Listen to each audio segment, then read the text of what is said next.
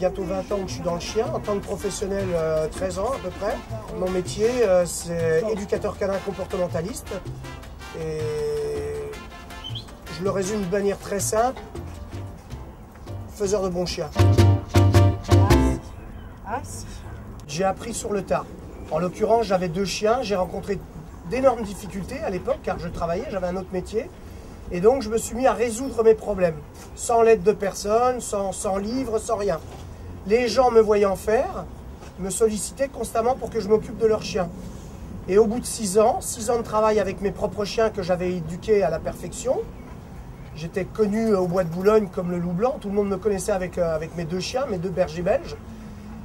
Et naturellement, j'ai franchi le pas, je me suis mis en tant qu'éducateur canin. Tiens, on va les amener boire,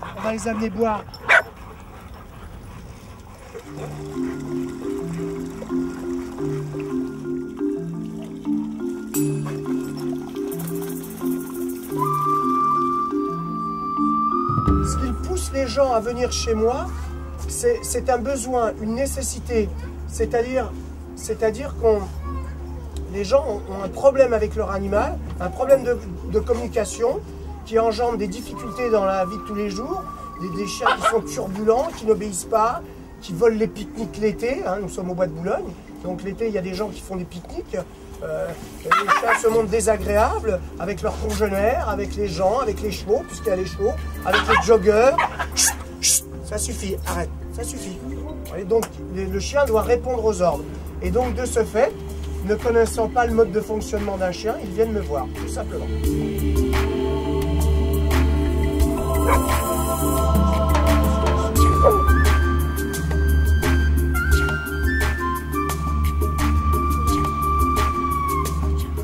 Très vite, je me suis aperçu que les femmes avaient un problème hiérarchique avec l'animal. Elles se positionnaient très mal à ce niveau-là. 99% de ma clientèle étant des femmes, il a fallu que je solutionne le problème. Et j'ai créé cette méthode de A à Z. Elle est très logique.